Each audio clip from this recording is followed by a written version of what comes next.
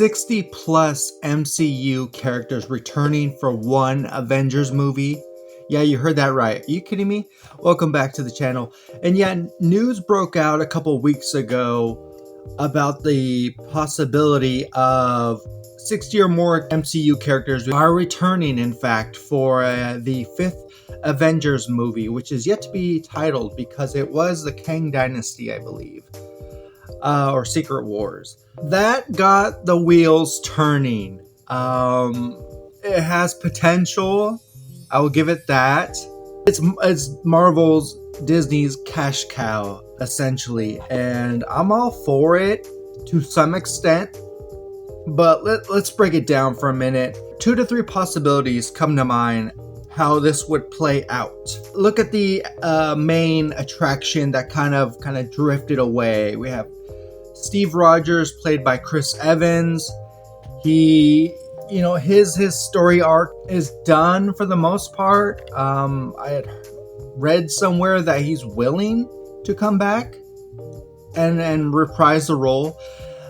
Same for Robert Downey Jr. He's on board with whatever Marvel wants him to do. Elizabeth Olsen, I heard a series is in the works for her. I think Scarlett Johansson, I think she's done that last Black Widow movie. I think that sent her riding to the sunset. But again, that's, she's done enough. Chris Hemsworth, I'm sure he's always available. I think it's hard for him to say no. He's such a likable person. Jeremy Renner, I'm sure he'll come back. Mark Ruffalo, he's a wild card because they have not given him his own solo movie. Yeah, there's so much up in the air. Going back to how this might all play out, one possibility would be to have 1, 2, 3 part a situation, just like Infinity War and Endgame. If you're gonna have 60 or more MCU characters, you're gonna have to bring in Disney Plus shows. I can see them doing that. Characters, lesser known characters, that would be optional. That'd be certainly an option there.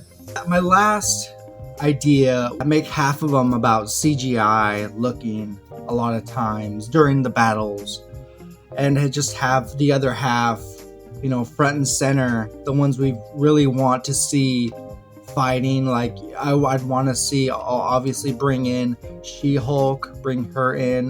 Miss Marvel, excited to see her on the big screen. That'd be so cool again. Brie Larson's another wild card because Marvel's didn't do so well at the box office. Overall, it wasn't appealing to mass audiences.